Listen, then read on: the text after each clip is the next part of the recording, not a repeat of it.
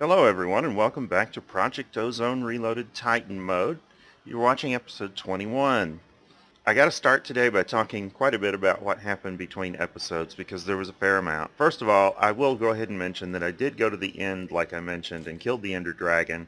As predicted, it was a very uneventful fight. I just whacked him once with my sword and he fell dead, and unfortunately I found that he didn't really drop a lot of extra stuff because of the looting on the sword. That didn't really get me very much other than just an easy kill. So that's been done at this point, and I'm ready to sort of move on beyond that. I did get some draconium ore. I'm growing draconium using the agricraft and magical crops plants. So that's working out nicely for me. This structure that you see in front of me is actually my new mob spawner, and it's sort of working nicely and sort of not in a way. If we go up a little closer, you can't really see very well through the dark glass here. It's got some conveyors and a lot of cursed earth going on in it. It's not really sort of optimized for conveying mobs to the kill point. It lets them wander around a little bit and so on. That's fine. I really don't need anything it's producing at all because unfortunately one of the things that it is not producing is it's not producing any slimes. Even though it's in a slime chunk, no slimes are spawning in it. I'm not sure why that is, but I haven't gotten a single one as far as I know.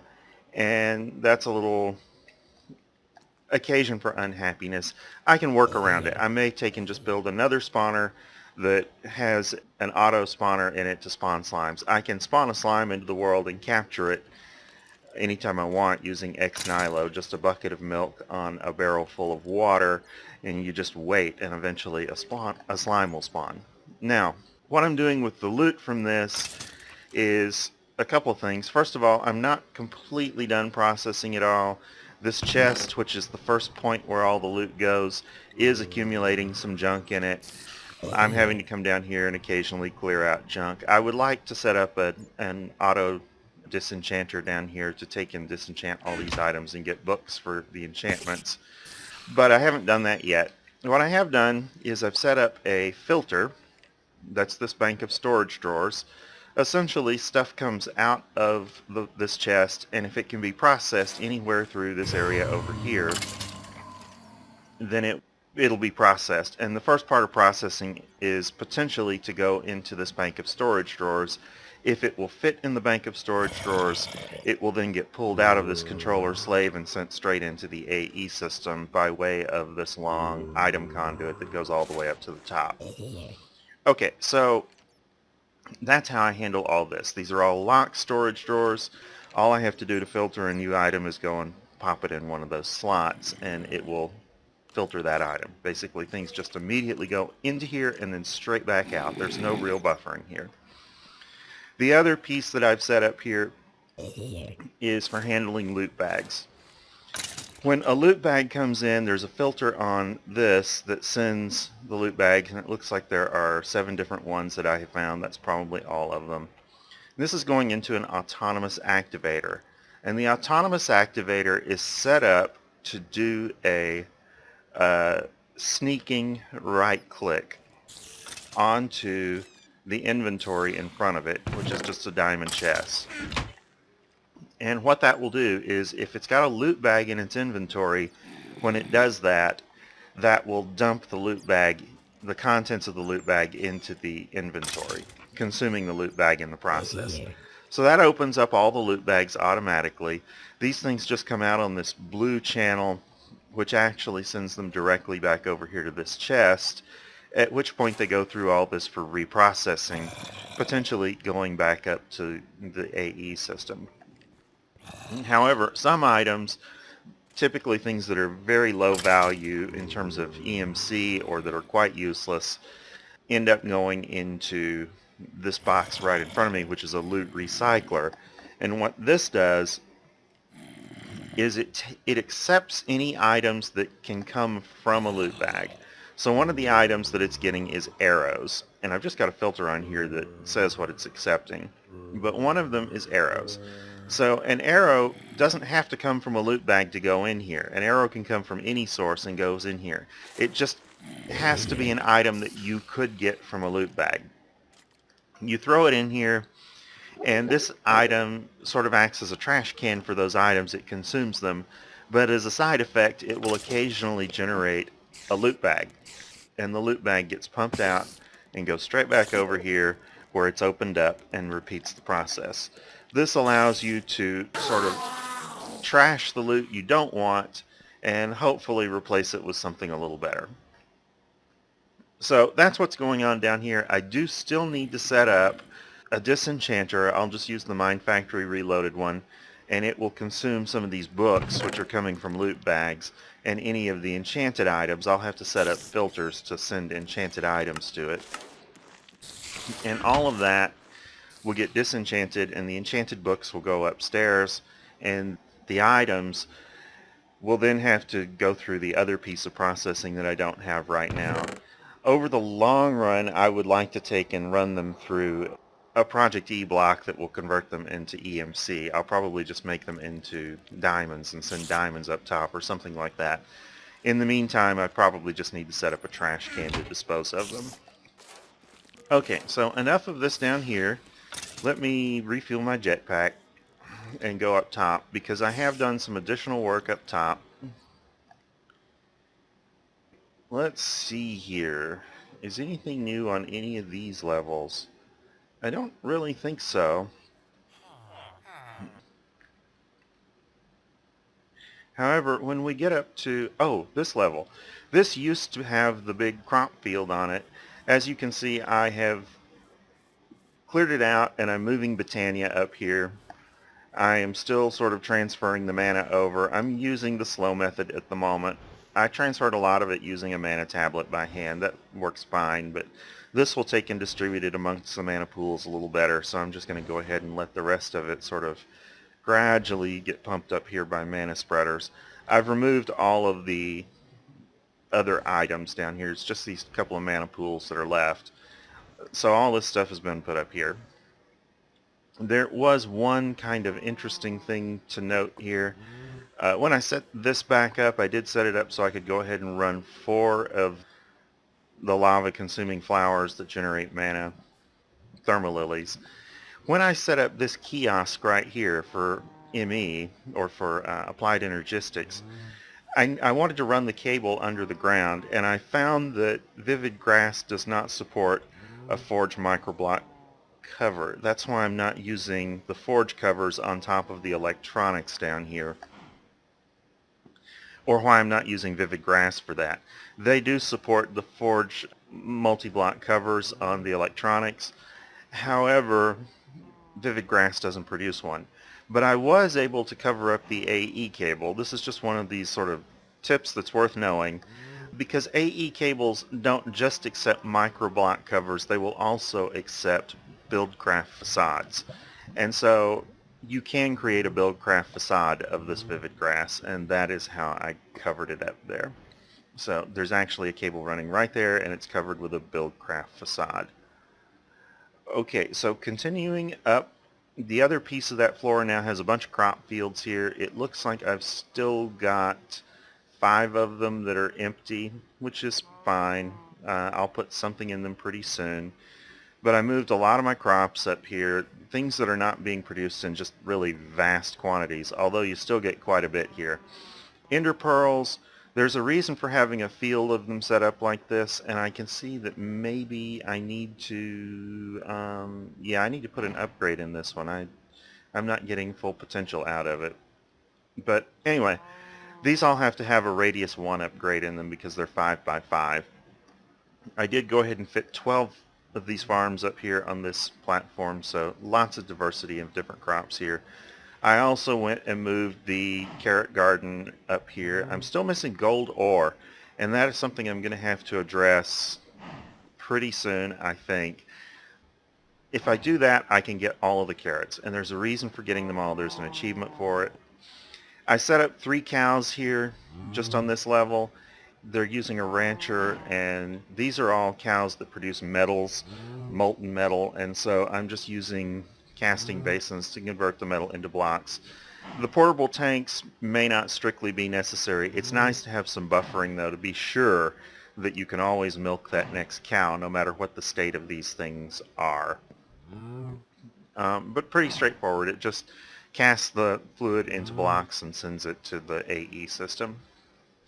I don't need the materials that these cows are producing all that much. This one is producing copper, which I already get plenty of. This one's producing ardite, which I don't really have much need for. This one is producing the most useful of them. It's producing mana infused metal, I think. Yeah, which really has next to no use in the normal scenario, but in this mod pack, you do use it for making resonant tanks. It's for the final step in the resonant tank rather than endurium, so that's useful to have. And there's no crop to produce it, so that's a good way to get it. The other thing that's up here that's a little bit of processing, I had this stuff before, but I don't think I ever really talked about it. Typically, I use an auto packager to convert my essences into an appropriate ingot, and it just gets sent down. I'm not using the auto packager for ore processing, but that doesn't mean that I think it's useless. I do find it useful here. I'm just not using it for the conventional use that it's usually put to. These are set up to compost pumpkins, so I get dirt that way.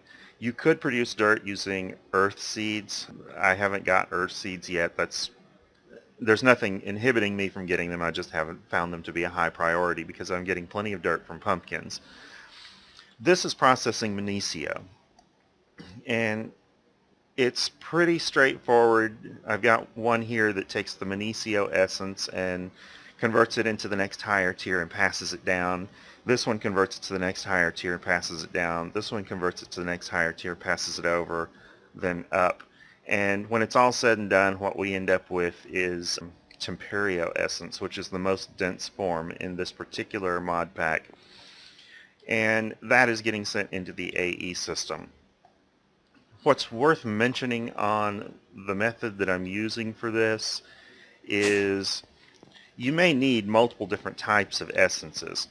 And there are two ways you can go about setting this up in your AE system. And one is good and the other is workable but not ideal. The good method is to take and upconvert it all into the highest form, which is Temperio. And I'm storing Temperio essence in this. I've given it an iron upgrade, which is definitely being very optimistic because I don't predict that I will have enough Temperio essence to fill a compacting drawer anytime soon. But then when you set up recipes for the other types, you go backwards. So you basically take one Temperio and convert it into Zavicio. Then you take one Zavicio and convert it back into what comes before Zavicio. Imperio, I think, something like that. So you convert it backwards. The other way to do it is to store the lowest tier, which is Minicio, and then whenever you need a higher tier, craft the higher tier from the lower tier. The problem with that approach is, first of all, it requires a ton more storage. That's not a huge deal. It certainly is better to need less storage. The real problem with it is that as you have to have exponentially more of it to build up to these higher tiers. So if I ask the system to craft Temperio essence from Minicio, I have to do thousands and thousands of crafts because it's got to take all of that Minicio and it's got to consolidate it into all those different intermediate forms, and it just requires a massive amount of starting material just to make one essence. To go in the other direction, however, only requires one craft per tier. So it takes a whole lot less time to do it. And that is why you really want to store it in the highest tier form and work backwards. Might be a little obvious, but if you have never given it any thought before, that may be a very valuable tip in terms of saving time and trouble. Okay, so what else is on the agenda today? Well, I've been looking through the quest book, and I have not been doing research outside the quest book, and maybe I should, but what I have found here is that there are a couple of chapters. One of them is Mu, which is the Avaricia chapter. that I should be able to get started on. Okay, for example, this crystal matrix ingot I don't believe requires anything that I don't have access to. Nether star and diamond lattice, which is just diamonds. So it's not unlocked. It would be nice if it was. I don't know why it's not unlocked. That's what I could potentially research, I guess. If we look at Lambda, Lambda is Draconic Evolution.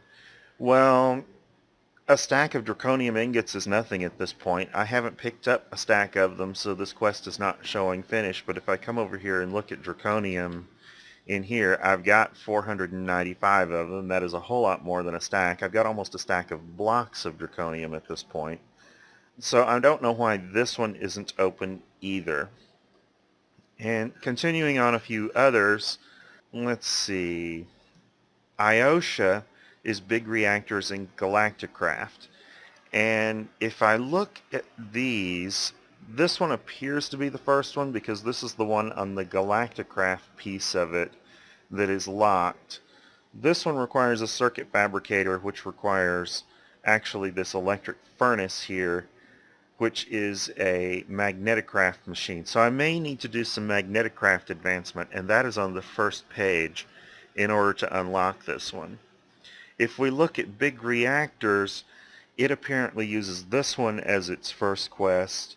And if I look on this quest, I actually think I can do most of these things. There are a couple of them that are kind of gateway-ish that I haven't really done yet. So the reactor controller requires demon steel of the 3rd magnitude. It also requires an ultimate control circuit. I think I may have that, but the demon steel I don't. So that's something I want to look at. And I think the Yellorium fuel rod requires an HDPE sheet. I believe HDPE in real life stands for high density polyethylene, so it's plastic and it's coming from Mechanism. I haven't looked at that, so I'm apparently going to have to do some Mechanism progression, and I'm going to have to do some of this, where is that one? I guess it's on here, some of this demon steel. Now I notice that the first demon steel does say that it unlocks a quest somewhere. So I would like to go and probably take care of maybe the first 3 tiers of demon steel and maybe some stuff on the first page. Technically, I think I can do everything that remains on the first page. I think it's a little bit of a time sink to do it all in the episode, so why don't I start by taking care of the stuff on this page that I want to do first, and then I'll go and finish as much as I can on the first page. So, Demon Steel first tier is made in the Metallurgic Infuser using 1 Temperio essence, and it is being infused with compressed obsidian. Now, I don't know if I've talked that much about compressed obsidian. I've certainly dealt with it before, and I think I did it on camera, but I just don't remember.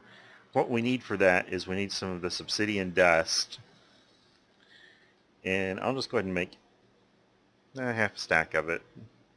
And I'm going to need some diamonds, and I think the diamonds don't have to be dust. Then I'm going to need one of these infusers, possibly more than one. It looks like I've got one deployed somewhere. I wonder... oh, it's right here. So I have one set up. I don't need to actually set anything up for it. Let's go ahead and put that obsidian in there, and maybe only do half that much. Let's... it doesn't like the diamond that way. I'm going to have to pulverize it first. I'm trying to remember how this works. You can pulverize the diamond in a pulverizer. We'll just stick it in here. It is not a smeltable material, so it won't go up into the redstone furnace. Alright, so I'll just let the rest of that pulverize, and I'll go upstairs again. And come right here.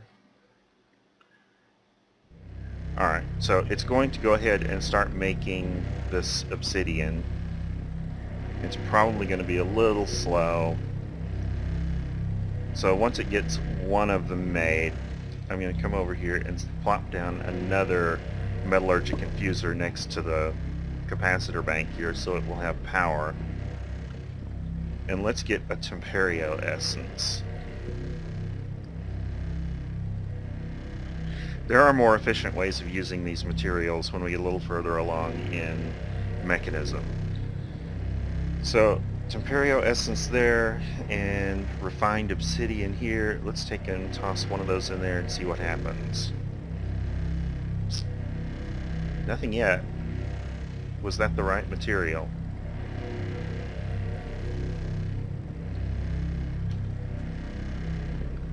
Demon steel of the first magnitude, refined obsidian. So it apparently requires more refined obsidian than just one piece.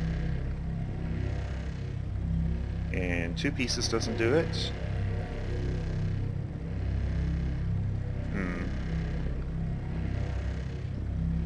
Let's triple check this because I don't want to... there doesn't appear to be a way here to determine how much of the obsidian is required. I hate to just throw away a whole bunch of it trying it and then have it turn out that that's not what I need to do. Let's put another one in there so we're up to 40, 50, 60. Did it start? No. So we're up to 90 of them. This stuff apparently requires a lot of diamonds. Okay, it started once I got obsidian up to 100, so it requires 100 obsidian per demon steel. That's pretty expensive because that's 10 diamonds. But we got a demon steel of the first magnitude. If I come over here, I can finish this quest.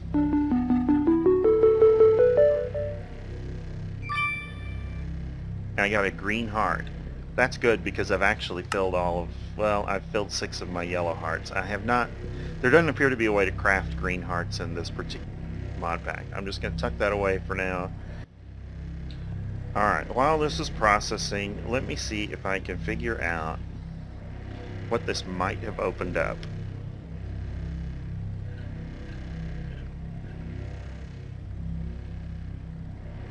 It looks like that all by itself opened up big reactors. I'm going to need Demon Steel Tier 3, but I can now start looking at the big reactors chapter.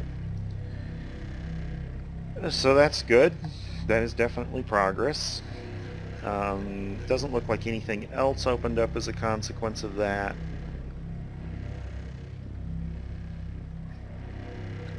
No. Alright, so coming back over here, Demon Steel Tier 2 is going to require 3 of these ingots, and that is all I got to do with it. So let me come over here and see if I have enough material yet. I don't, but I can start one more.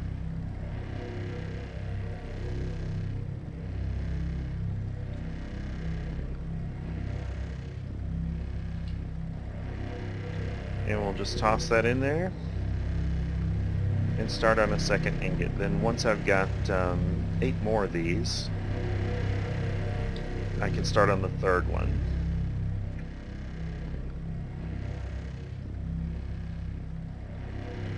And I guess I'd better go and get another whole stack of diamonds here and grind them up downstairs. While that is grinding up, let's go ahead and start on one in alpha. The wind turbine is sort of the first significant one here on Magneticraft. This wind turbine generates Magneticraft power, and I am going to be using Magneticraft for ore processing early on, I believe. The difficulty with the wind turbine is that to generate the most power it needs to be up really high, and I don't plan on doing my ore processing really high up in the world, nor do I intend to string a cable all the way down. So really, if I set this up, it will just be for looks. But let me go ahead and craft it. What I need is, I think I went ahead and set up one of the components for this in the auto crafting system, the wind turbine part. Let's look at that. Wind turbine part. In fact, I didn't set it up, but I went ahead and made 12 of them because 12 is the number you need. We're going to use a block of wood for the center of the first one, just planks. Then the next one we'll use the previous tier, and then the one after that we'll use the tier after that. And I should have checked to make sure I got crafting credit on each of those, but I did. To drill down a little bit in the recipe, each one of these wind turbine parts requires fabric and sticks. To fabric, the fabric requires 9 silk meshes from X Nilo, and the silk meshes require 9 string. So tons and tons of string. That's the bottleneck on this item. Now the wind turbine itself uses carbide, a small battery, an alternator, an iron ingot. So I think I've got those items set up here. Alternator, I've even got one. And battery. I don't have one of those on hand, but I do have the recipe in the system. I'll go through those recipes in just a second. And then iron. And we have carbide.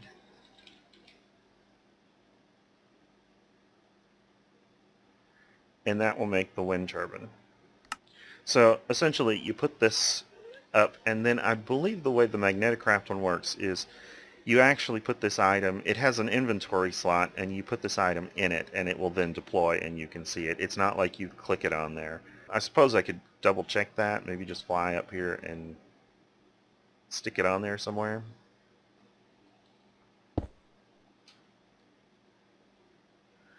We can see this is where it's going to stick the blades. So it's just got this inventory slot right here, and I can put that in there and it deploys and starts turning.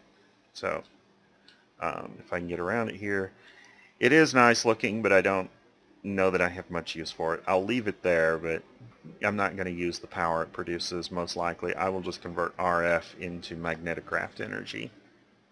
So let's look at the quest book and see what the consequences of finishing that quest are. It opens up heat transfer and electricity to redstone flux, which is the reverse of the conversion I actually want to do. It sounds like I finished some of my obsidian over here. We'll put that in there. Now I've got 120, so I really overdid it there a little bit, but let me get another Temperio essence.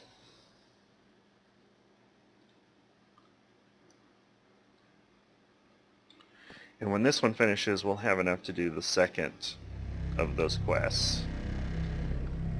So looking here at heat transfer, it wants me to do a heat cable, which is bricks around a salt block. I'm sure I've probably got some salt, but actually I don't. Let's see if a sag mill will grind up this salt. You can make it in a pan using just water. It's a Harvest Craft recipe actually to make salt that way, and that works just fine. Let's try the pulverizer. So a pulverizer will go ahead and pulverize salt ore if you have some around. Sag mill won't. Salt. So we now have a salt block, and it wanted bricks around that. Now I have plenty of bricks on hand. So there's our heat cable. The next one is a firebox. And a firebox is 2 furnaces and it's a heat cable in the center, 2 furnaces left and right, and then bricks on the top and bottom. So furnaces. It's funny that I don't have that recipe set up in the system yet. There are a few recipes I'm finding that I just don't have set up yet. Let's go ahead and clear that out. And we'll set furnace up there, and I'll just go ahead and make 2 of them this way rather than having to return here and make them. We'll just put that there. Okay, so heat cable in the center, furnace left and right, bricks all along the top and bottom. Now we got our firebox. And then the last one here is the cooler, which is another heat cable with iron ingots around it.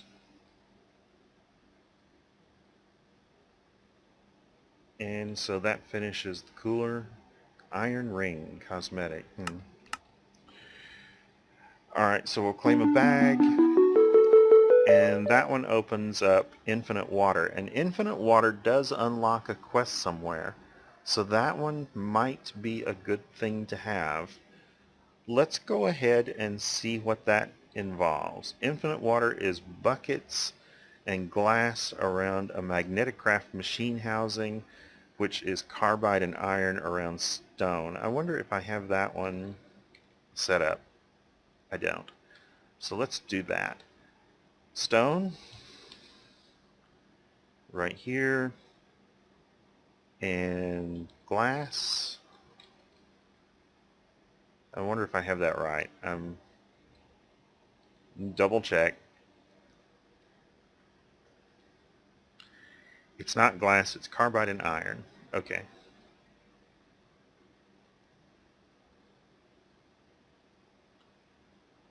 And then carbide. And I got it backwards, as I often do. Alright, so there's our Magneticraft machine housing. Let's just go ahead and make a couple of these, and then I'll go ahead and put this in an appropriate spot for it to be auto-crafted. So in order to make the infinite water, this is where I needed the glass and I needed some buckets. I think I've got all kinds of buckets at this point because I've been getting them out of loot bags. 76 of them. And then glass.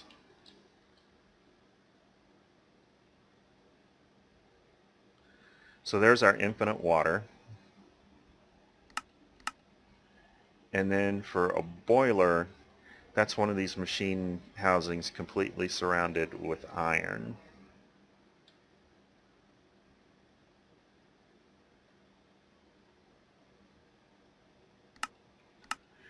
Alright, so that says it should have opened something up somewhere. It's actually the last in a chain, so it may not have done anything but clear a counter on the last page. But let's see if there's anything interesting open that looks new. I don't think there is. None of this stuff opened up. Project E is already open, and Philosopher's Stone is definitely the first thing in there. This other stuff appears to all still be locked. So this counter is still decrementing. It's down to 50 out of 73. Let's see what we got in our reward bags, and then we'll do some more demon steel. A liquid transfer node, amulet of growth, and Galacticraft aluminum wire. Alright, putting all this stuff away. Did we have more demon steel here? We do. So let's do the second tier of demon steel.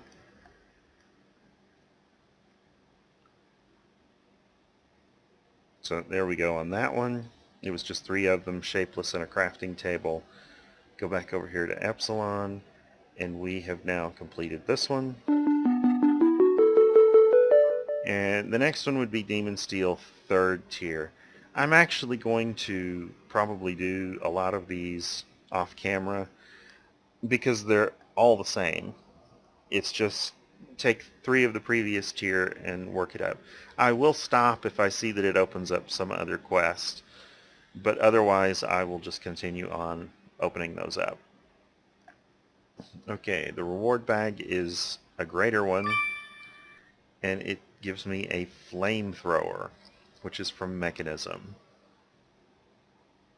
Alright, so the next tier of machines on this page that I'd like to open up, there are 2 sort of branches here. One of them leads through the enrichment chamber and down to here, and I definitely need to be pursuing that one because that will open up more recipes.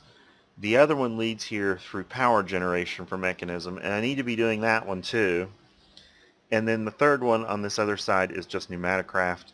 I don't think I'm going to do the pneumaticraft one today, but I do need to do it sometime soon. Let's look at this heat generator. Press Shift and M to see what these machines can. Okay, heat generator is basic control circuits, enriched alloy, osmium ingots, electrum ingots, and an iron furnace. So since it's mixing mods, that is not the default recipe for this thing, but iron furnace. I think that's just going to be a regular furnace.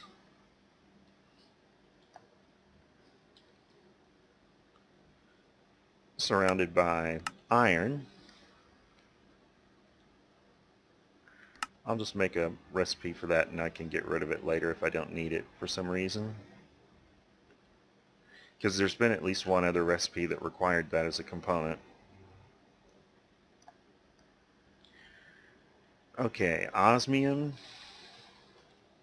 was here, and electrum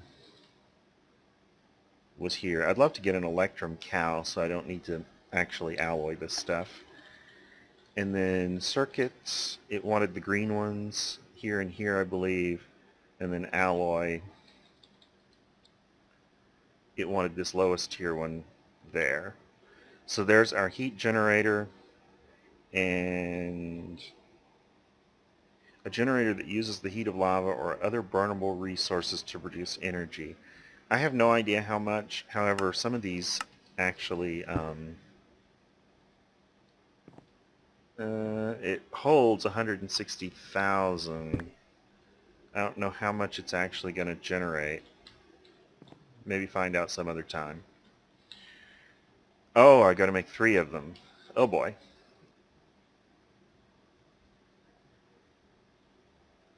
And these do not stack. Okay, so I got 3 of them now. I'm going to need 1 fuel wood heater and 1 resistive heater. The fuel wood heater is 2 furnaces, looks like a bunch of steel, a steel casing, and a basic control circuit. I'm pretty sure that I do have the casing in here. It doesn't go there. Furnaces, 2 of them.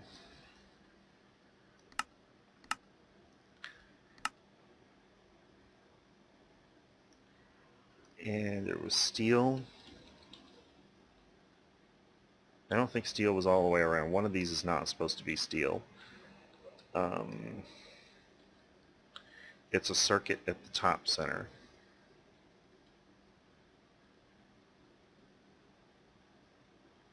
Okay, so there's our fuel wood heater and a machine that is capable of producing large quantities of heat energy by burning combustible items. Okay, and the last one here is the resistive heater, which requires a superheating element, 10 ingots, redstone, and an energy tablet. Well, I've definitely got the energy tablet right there.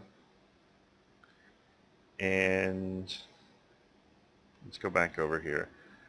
Tin and redstone for the other locations except for the center. You know, I've got all kinds of tin.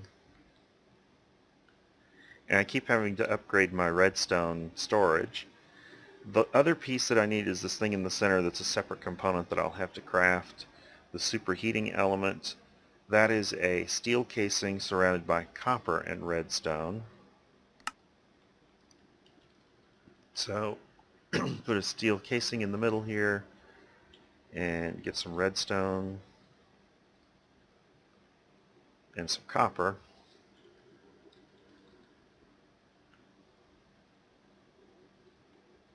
And we'll have a superheating element. And I'll come over here, put this in the middle. There's my resistive heater, which says it converts electrical energy directly into heat energy. So I guess you can convert electrical energy into heat and then back to electricity. That does not seem very useful. However, I'm going to speculate that you could use it for converting between energy types if these machines accept more than one energy type, or it may be that heat has some use of its own. Alright, so that should finish that.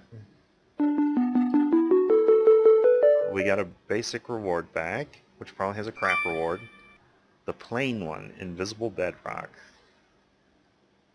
Okay. Put all that away. And that gives us some progress down here. Smashing is next. Let's see what that is. Crushes ores to their dust counterparts. This one might be useful. It's a crusher. It is from Mechanism. Pretty easy to make. Tungsten on the left and right, circuits on the top and bottom, steel casing, redstone. Alright, so there's our crusher. And a machine used to crushing gets into their dust as well as perform many other operations. So it reduces ingots to dust. Maybe not ores. Here it says ores. I don't know.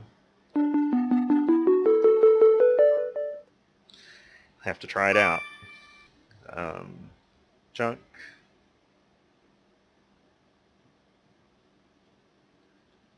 Wonder how many of those I've got. 171.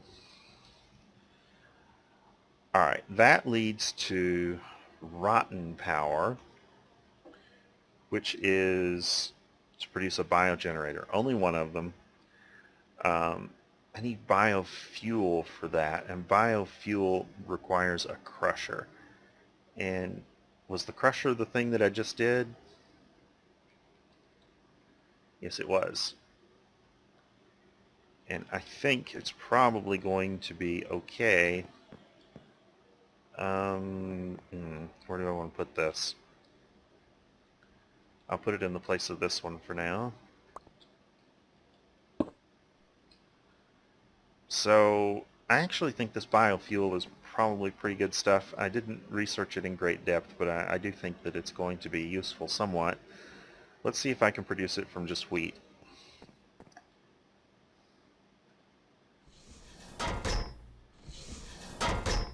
These machines do have speed upgrades, by the way.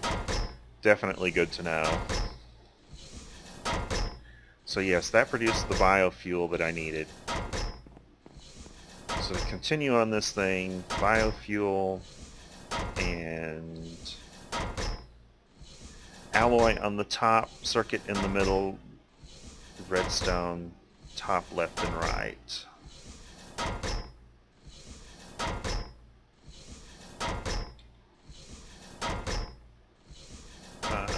So it wanted alloy here and circuit here. Iron, and I'm going to need some more alloy.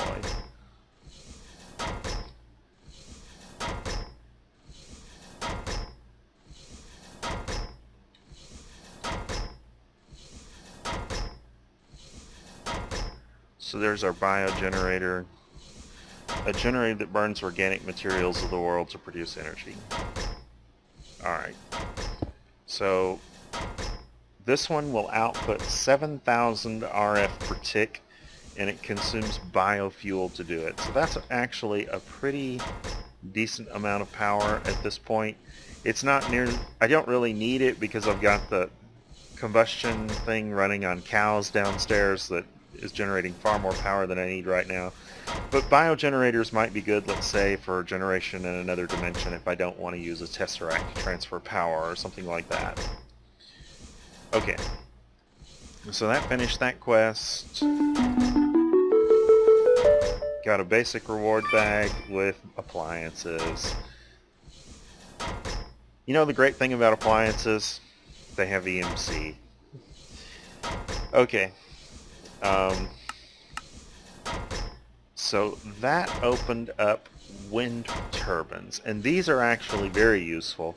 Eventually, if I build the base high enough, I may go ahead and use them. By high enough, I mean high enough that I've got all the farms I want, not necessarily high enough to operate this device. However, let's not do that one right now. Instead, I want to get a little further on this branch up here. Mechanized Tesseract opens a quest somewhere too, but I think it requires something made with the enrichment chamber. Okay, the enrichment chamber wants electrotine, it wants printed circuit boards from Pneumaticraft, and for that I'm going to have to make all these different Pneumaticraft components, so I cannot do that one right now. I'm going to have to advance on the Pneumaticraft path, the next piece of which is the refinery, and I need 4 of them. These refine oil into liquid plastic. Compressed iron, glass, diamond, pretty simple.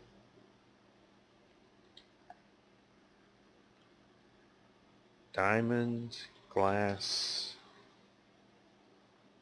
and compressed iron.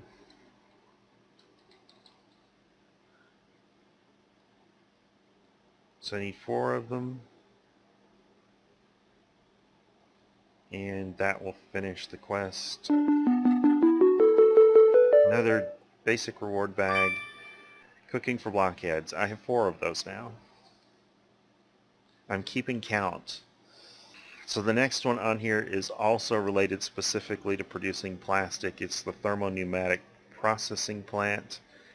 And this one requires a pressure tube, glass, redstone in the center, and compressed iron ingots. So pressure tube, I should have some of. Yeah, right there. And then glass.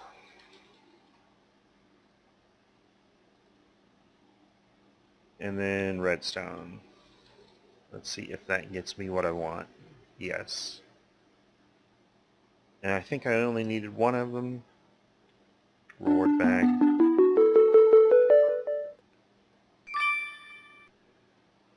More of those things I don't need. And neither of those has EMC, so they'll probably just get trashed at some point. Okay. Now we have the plastic mixer, used to turn plastic into different colors. This one's just glass and compressed iron, so it's even easier.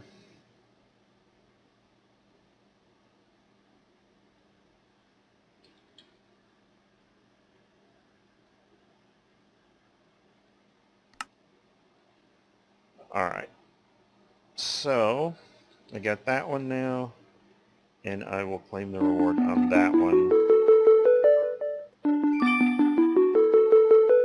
Artifact armor.